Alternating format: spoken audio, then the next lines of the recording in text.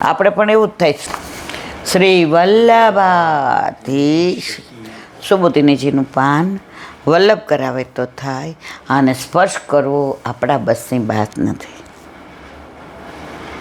નારદજી યુધિષ્ઠિરને જે ઉપદેશ આપે છે એનું અનુસંધાન આગળ. અહસ્તાની સહસ્તા નામ પદાની ચતુંસદામ ફલ્ગુની તત્ર મહતામ જીવો જીવસ્ય જીવનમ. અર્થ: હાથવાળા જીવોનું જીવન હાથ વગરના જીવો પર નભે છે. ચાર પગવાળા જીવોનું જીવન પગ વગરના જીવો પર નભે છે. મોટા જીવો નાના જીવો પર નભે છે. એમ એક જીવ બીજા જીવનું જીવન છે. સુબોધનીજી નારદજી સૃષ્ટિના અને પોષણનો ક્રમ સમજાવે છે. ભગવાને પહેલાં ઉત્પન્ન કરવા લાયક જીવોનું સર્જન કર્યું, તેથી સૃષ્ટિ થઈ. એટલે દેહનું નિર્માણ કરી તેમાં તેનો પ્રવેશ કરાવ્યો. એમાં આગળ ઉપર સૃષ્ટિની વૃદ્ધિ થાય તે માટે તેને ખાવા માટે અન્ન ઉત્પન્ન કરવું જોઈએ. ત્યારે તે સમયે જીવ સિવાય બીજું કોઈ ન હતો. એટલે આખું જગત જ અન્નરૂપ ભક્ષણ કરવા યોગ્ય અને ભક્ષક તરીકે ઉત્પન્ન થયું. તેમાં બે પ્રકાર કર્યા છે: સામાન્ય અને વિશેષ. સામાન્ય એટલે લૌકિક અને વિશેષ એટલે વૈદિક. તેમાં સામાન્ય પ્રકારની વ્યવસ્થા કહે છે અહસાની સસ્તા નામ. હાથ વગરના જીવોનું હાથવાળા જીવો ભક્ષણ કરે છે. આ તો એક ઉદાહરણ તરીકે કહ્યું છે.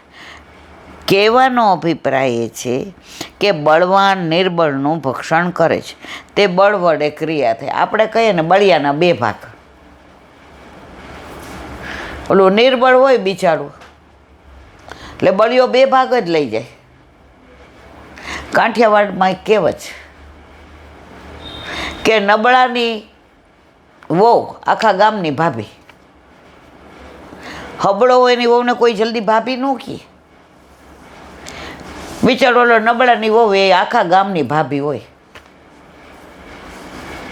એટલે જે બળવાળા હોય એ નિર્બળનું શોષણ અત્યારે દુનિયામાં જ થાય છે. જો પૈસાવાળા વધુ પૈસાવાળા બને છે અને ગરીબ વધુ ગરીબ બને છે. ઓલાને પેટ્યું નથી રળાતું અને ઓલાને ક્યાં મૂકવા એ સવાલ. ઓલા દરોડા પડે તો મશીન લઈ જવા પડે પૈસા ગણવા. અને સોના ચાંદી તો આમ આમ આમ ઓલા જોખવા પડે છે. અને ઓલાને બે રોટલા વધુ કરવા હોય તો વિચાર કરે કે આટલો જ લોટ છે આજે. એટલે હંમેશા બળવાન નબળાનું શોષણ કરે ને કરે છે.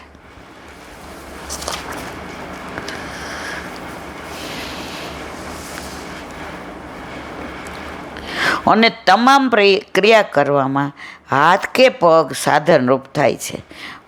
તેથી અહીં હાથ પગ બંને કહ્યા.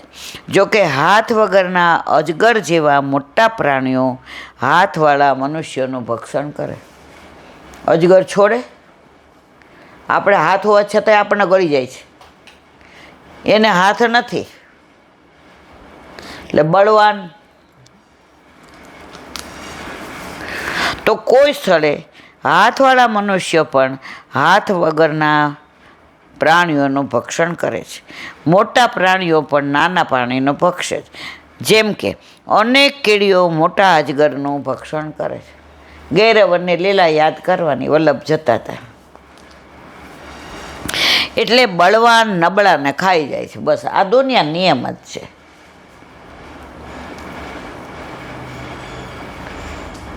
બળવાન માણસ હોય ને એ બળવાન સામે જલ્દી ન નડે. તમે જોજો, એ નબળાની સામે જ હોશિયારી કરે. અમે બહુ એવું જોયું છે. ઓલો પહેલવાન એનાથી હોશિયાર હોય ને એ જલ્દી ન આવે. પણ એ જોવે કે આ નબળો પડ્યો છે, ઓલી વખતે હારી ગયો છે, આવી જા.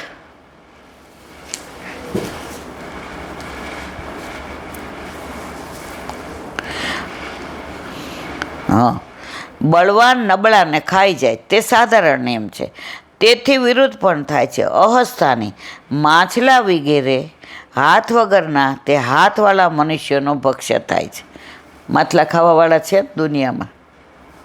અપદાની તૃણ વગેરે પગ વગરના તે 4 પગા પશુનો ભક્ષ્ય થાય છે. કોઈ પણ પદાર્થ જીવ વિના નથી. ઘર વગેરે જે જીવ વિનાના છે એને કોઈ ખાતું નથી, એટલે જેનો ભક્ષ્ય થાય છે તે જીવવાળા છે. આ દિવાલ કોઈ ન ખાય, આ પલંગ ન ખાય. આ વાત સજીવનની છે, સજીવ વસ્તુની છે, તે જીવવાળા છે. ભગવાને દરેક સ્થળે ભક્ષણ યોગ્ય પદાર્થ બનાવ્યા. માટે ધૃતરાષ્ટ્ર જંગલમાં શું ખાશે એની ચિંતા તારે કરવાની જરૂર નથી. યુધિષ્ઠિરને બહુ ચિંતા, હાય શું ખાશે, એની રક્ષા કોણ કરે. એટલે ભૂલી ગયો આ તને ભાઈ કેટલી તકલીફ આપી હતી. જો યુધિષ્ઠિર ધર્મરાજા છે એનું પ્રમાણ. આપણી યાર કોઈ આવું કર્યું હોય તો અરે હામુય ન જોઈએ. અરે એમને નહીં કાંઈ એવું કર્યું હોય ને તો આપણે 10 જણને કહી આને બતાવવા જેવો નહીં હોય, તમારે યારે કાલ સવારે આવું થશે જો. તો યુધિષ્ઠિરને એ લોકોને આટલી બધી 5 ભાઈઓને ને કુંતીજીને તકલીફ આપી. આખી જિંદગી બિચારાની 14 વર્ષ વનમાં ગઈ ને, એક ઓલામાં ગઈ ગુપ્ત ઓલામાં ને, ઝેરના લાડવા આપ્યા ને, પેલા શું અગ્નિની અંદર બહાર લાક્ષાગ્રહ શું બાકી રાખ્યું. આપણે હોય તો સામું જોઈ. તો યુધિષ્ઠિર તો ઓલા વનમાં ગયા ચિંતા કરે છે, શું ખાશે, એમની કોણ રક્ષા કરશે. નારદજી કે શાંતિ રાખ. ભગવાને કેળીને કણ અને હાથીને મણ. હાથીને મણ જોઈએ તો એ મળી જાય છે ને. અને કીડી એક ઓલું ખાલી ખાંડનું એક નાની ઓલી બિંદી પડી હોય ને ત્યાં ઝુંડ આવી જાય, બધા ભેગા થઈને એને લઈ જાય કોણને ઓલા, અને આનંદથી મિજબાની કરે કે આ તો આપણો મેળ પડી ગયો. તો કીડીને કણ અને હાથીને મણ. તો તું ધૃતરાષ્ટ્રની ને ગાંધારીની ને વિદુરજીની ચિંતા શું કામ કરે છે? ભગવાનનું કાર્ય ભગવાનને કરવા દે ને. આપણે ઘણી વાર એવું કરીએ, આમ જાણે આપણે બહુ હોશિયાર હોય ને, તમે આમ કરો તો તમારે આમ થશે. બેન તારું કર ને. એકવાર હું કાઇનેટિક લઈને જાય તે રિક્ષા પાછળ લખ્યું તું તારું કર. મને એવું જીવનમાં મજા પડી ગઈ ને, તું તારું કર, બીજાનું કરમાં. બીજાનું કરવામાં આપણું રહી જાય.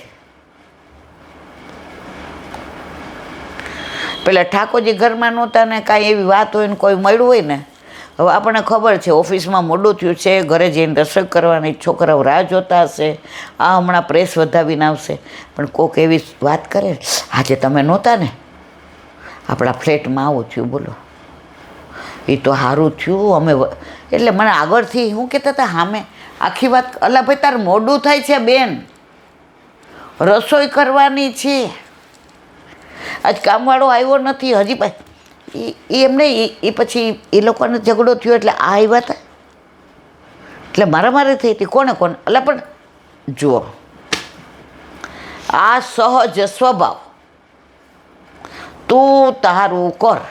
એ જગ્યાએ આપણે કહી દીધું હોય એ મારે અત્યારે મોડું થાય છે, છોકરાઓ રાહ જોતા છે, મારે રસોઈ કરવી છે, બચી ગયા. ના ના મને ઓલું કહો ભાઈ કોને માર્યું હતું. આ સ્વભાવ સહજ.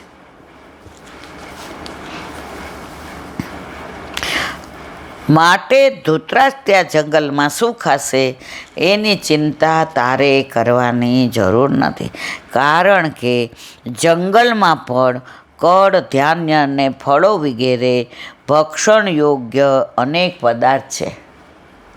પેલા રાજા રજવાડા હોય કે હોય, વર્ણાશ્રમ ધર્મ હતો, 1 થી 25 કે 20 વર્ષ બ્રહ્મચર્યાશ્રમ, પછી લગ્ન કરવાના ને આ તે બધું, એટલે 25 થી 50 ગૃહસ્થાશ્રમ, 51 થી 55 વાન પ્રસાદમ, જંગલમાં જાઓ, તપ કરો, સંસારથી. જો આ બધું શું છે, જોયાનું ઝેર. નાના હતા ને ત્યારે મારી બા એવું કહેતી, આ બધું જોયાનું ઝેર છે. પાડોશી આપણા માટે ઓના મોઢે શું બોલ્યા એ જ્યાં સુધી ખબર નહોતી ત્યાં સુધી આપણે એને હસી જ, હા કાંઈ કામકાજ હોય તો કહેજો માસી, જરાય મૂંઝાતા નહીં. અને કોઈ આપણને એમ કહે ને, હા હા બેબી તાર માટે તો કેવું બોલતા હતા કે આ તો દાંડ છે, કોઈનું કામ કરે એવું આને ઢીંઢું ન વળે. હામું જોઈએ, જોયાનું ને સાંભળાનું ઝેર. પણ જાણીએ નહીં ત્યાં સુધી માસી જરાય મૂંઝાતા નહીં. રાતના 12 વાગે મને ઉઠાડે, ભલે ને તમારા દીકરા બહુ નથી, અમે છીએ ને, પણ જો કોઈ આમ કીધું તું આટલું કર તોય તાર માટે લે, તને દાંડ કહેતા હતા. પતી ગયું. અહીં ભગવાનની વિચિત્ર લીલા અંગે શંકા થાય.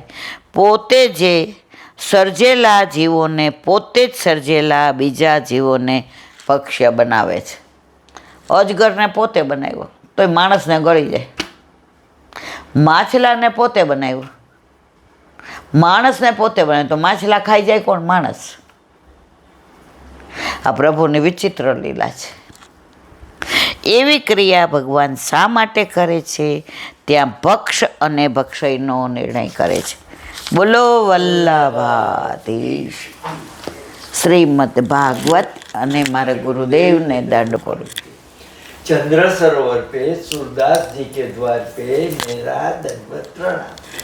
सुरभि कुंड पे परमानंदास जी के द्वार पे मेरा दंडवत प्रणाम. जमुनावता पे संकर्षण कुंड पे कुंभनदास जी के द्वार पे मेरा दंडवत प्रणाम. बिरछू कुंड पे कृष्णदास जी के द्वार पे मेरा दंडवत प्रणाम. कदम खंडी पे गोविंद स्वामी के द्वार पे मेरा दंडवत प्रणाम. अप्सरा कुंड पे चित्त स्वामी के द्वार पे मेरा दंडवत प्रणाम. मानसी गंगा पे नंददास जी के द्वार पे मेरा दंडवत. रुद्र कुंड पे चत्रबुद्धास जी के द्वार पे मेरा दंडवत प्रणाम. વ્રજ વિલાસ વ્રજની ગોપિકાઓને મારા દંડવત પ્રણામ. હે વલ્લભ, સવારથી અત્યાર સુધી સેવા સ્મરણ સત્સંગ જે પણ તે કરાવ્યું તે તારા ચરણારવિંદમાં સમર્પણ કરું છું. ભૂલ અપરાધ થઈ હોય તો ક્ષમા કરશો. બોલો વલ્લભાધીશ કી જય. દ્રઢ ચરણ કેરો ભરોસો, દ્રઢ ચરણ કેરો. શ્રી વલ્લભનક ચંદ્ર છટાબીન સબ જુગ માય અંધેરો ભરોસો, દ્રઢ ચરણ केरो. साधन और नहीं आ कली में क्या सोया निवेरो. सूर का कहे त्रिविध आंधरो, बिना मोल को चेरो भरोસો. દ્રઢ ચરણ દ્રઢ ચરણ દ્રઢ ચરણ કેરો. શ્રી વલ્લભાધીશ કી. આજનો મારા વલ્લભના ચરણારવિંદમાં સમર્પણ કરું છું. ભૂલ અપરાધ થઈ હોય તો ક્ષમા કરશો.